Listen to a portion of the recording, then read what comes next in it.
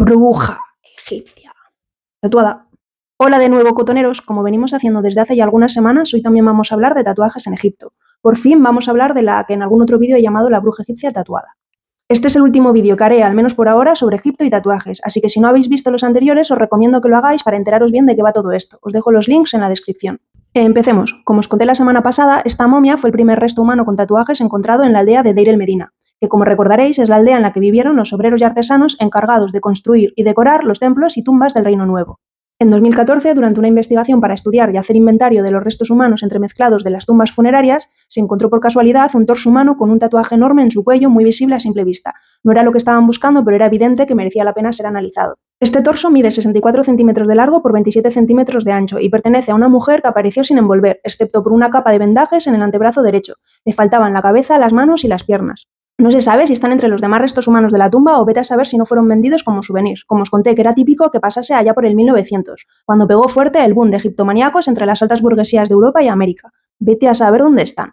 Se cree que vivió a finales de la dinastía XIX y se estima que tenía entre 25 y 34 años al morir. Al no poder determinar si fue enterrada con ajuar por la mezcolanza que os conté que había en la tumba, todas las interpretaciones que se han hecho sobre ella se basan en sus tatuajes. Estos tatuajes, al contrario que los hallados en las momias de Deir el-Bahari, son de estilo figurativo y representan imaginaria egipcia, como los que tenían las dos momias del predinástico de Gebelein, ¿la recordáis? Este estilo figurativo es, como os conté, el que se considera propiamente egipcio, en contraposición al de guión y punto, que sería de origen nubio. La suerte con este estilo en el que los tatuajes son imágenes es que es más fácil hacer hipótesis de la función o uso que podían tener estos tatuajes. Y aunque todos sean teorías, en esta momia queda bastante claro su vínculo con la diosa Hathor y con las prácticas mágicas, como vamos a ver. La identificación de los tatuajes se pudo hacer gracias a fotografía tradicional junto a fotografía infrarroja y a técnicas de retoque por ordenador, en las que, entre otras cosas, se simula un estiramiento de la piel. Aunque, como vais a ver, en muchos tatuajes hay que echarle una miajilla de imaginación para ver lo que los académicos proponen, así un poquito de nada. Encontraron un total de 30 tatuajes en su cuello, hombros y espalda. Estos tatuajes están en lugares ligeramente diferentes a los encontrados en las mujeres que vivieron durante el Reino Medio. La momia de Deir el Medina evita zonas tradicionalmente asociadas con el erotismo o la fertilidad, como son el bajo abdomen, la pelvis y los muslos. El único tatuaje que podría considerarse erótico en esta momia es el situado en la parte baja de la espalda, sobre las nalgas. Este motivo, como vimos en los dos últimos vídeos, se repite en los restos humanos encontrados después de este, que son contemporáneos a esta mujer, y también en las figuritas de arcilla encontradas en la misma aldea. Algo curioso en esta momia es que parece evidente que los tatuajes están hechos como un conjunto, como una especie de traje, más que como piezas sueltas. Esto se puede ver en la colocación casi simétrica de los tatuajes en el cuerpo, y en que se repiten los motivos que aparecen en el cuello, que sería como una especie de pieza central, y que parece tener una importancia especial. Primero de todo por lo expuesto que queda a la vista, y segundo porque para los egipcios es una de las zonas más vulnerables en el cuerpo, razón por la que los amuletos solían colocarse rodeándolo. El tatuaje que vemos en su cuello está formado por un par de babuinos sentados con un ojo Udjat entre ellos, y justo debajo una forma simétrica de dos ojos Udjat con un par de símbolos Nefer entre ambos.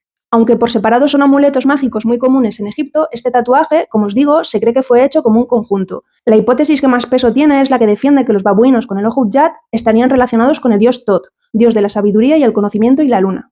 Según la mitología, el dios Tot, representado o bien como un babuino o bien como un ibis, restauró el ojo que Horus perdió contra Set en la batalla por el trono de Egipto. Esta lucha hace referencia a la lucha de la luz y la oscuridad, por lo que restaurarlo se entiende como devolver la luz y el equilibrio a Egipto, siendo el ojo Udjat uno de los símbolos de curación y protección por excelencia muy usado en las momificaciones. Por otro lado, justo debajo tendríamos los dos ojos Udjat con los símbolos Nefer en medio, que según la hipótesis con más peso podría querer decir algo así como ver lo bello o como hacer el bien, hacer el bien.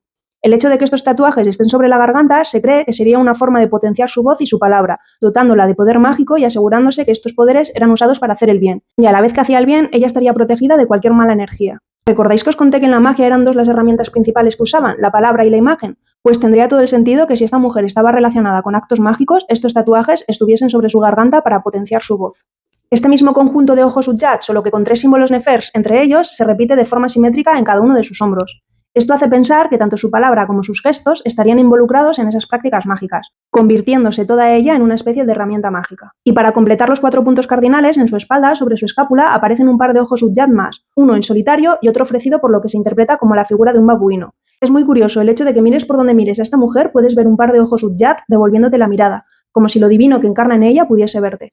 Siguiendo con los tatuajes simétricos tenemos a las serpientes, que son muchas las que tiene tatuadas. En cada uno de sus hombros tiene un par de serpientes onduladas mirando hacia el frente. Bajo esta, sobre cada lado frontal de las axilas, también en forma simétrica, tiene un par de úreos, que son la representación de la diosa Uadjet, en forma de cobra erguida, formando un disco solar.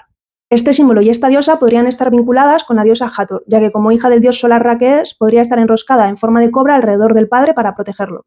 Se pueden identificar un par más de serpientes en los brazos. La del brazo derecho se cree que es una cobra con corona roja y de forma simétrica se cree que en el brazo izquierdo podría haber otra cobra con corona blanca. Pero esta segunda no se ve bien, porque la piel del brazo izquierdo está demasiado dañada para interpretarlo.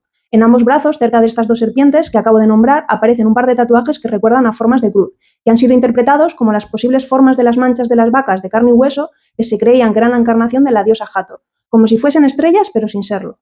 El último tatuaje simétrico sería el que se encuentra sobre sus nalgas, compuesto por un par de flores de loto conectadas por una hilera de puntos. Este es el único tatuaje que solo sería visible en caso de que la mujer estuviese desnuda o vestida de bailarina con el torso descubierto. Todos los demás serían fácilmente visibles llevando el típico vestido de tirantes egipcio. Entre los tatuajes colocados de forma simétrica se puede encontrar lo que se cree podría ser el mango de un sistro de Hathor en su brazo derecho, en el que ella sería el sonajero que emite el sonido, orientado de la misma forma que si estuviese siendo usado. Recordáis lo que eran los sistros, ¿verdad? Y la vinculación con la diosa Hathor. Por si no, os recuerdo que era un instrumento musical parecido a un sonajero cuyo sonido se usaba para invocar a la diosa, igual que se hacía agitando los collares Menat. Y como no podía ser de otro modo, podemos encontrar un par de ellos en los cuellos de estas dos vacas hatóricas enfrentadas entre sí, que se encuentran tatuadas encima del codo de su brazo izquierdo. Yo las vacas las veo, pero los collares Menat me cuesta un poco verlos. Otro de los tatuajes que relacionarían a esta mujer con Hathor es este, que se cree que representa un jeroglífico de una planta de papiro doblada con un símbolo de agua debajo, situado en su espalda. Como recordaréis de vídeos anteriores, el agua y las composiciones nilóticas, como aquellas en las que crecen los lotos y los papiros, estaban relacionadas con Hathor, porque era en este entorno donde se solían representar a las vacas sagradas. La última interpretación de tatuajes de esta momia que os voy a mostrar está en su brazo derecho. A este he de reconocer que hay que echar una miajilla más grande de imaginación. Se cree que representa a una serpiente ondulada de una sola línea, sentada sobre un tallo horizontal de papiro o loto. La serpiente sostendría una cesta de la que asoman lo que pueden ser tallos de plantas de papiro o loto, de las cuales al menos 5 estarían floreciendo. Tal cual lo leo, tal cual os lo cuento, pero a mí me falta LSD en vena para ver lo que los académicos ven. El resto de tatuajes, como veis, están tan descoloridos que no son interpretables, aunque bueno, han interpretado otros peores. La hipótesis con más peso es la que defiende que esta mujer, de una u otra forma, estaba conectada permanentemente con la divinidad. Esto se da por válido por toda la cantidad de serpientes que hay en su cuerpo, que como recordaréis están relacionadas con la Eka, la magia, y por los amuletos mágicos tatuados en su garganta y en sus brazos, que hacen pensar que tanto su palabra como el movimiento de sus brazos estarían involucrados en un constante rito divino. Esto me resulta especialmente fascinante. Imaginemos, por ejemplo, que realmente en su brazo tuviese el mango de un sistro tatuado. Ella sería la parte que suena, sería la vibración, el sonido que hacían las chapitas al golpearse entre sí. Ellos creían que el sonido del sistro atraía a la diosa Hathor y materializaba su energía. ¿Recordáis lo que os conté de la teoría de las cuerdas y que la vibración hacía que la realidad se materializase de una u otra forma? Ella sería algo así como la vibración encarnada de Hathor.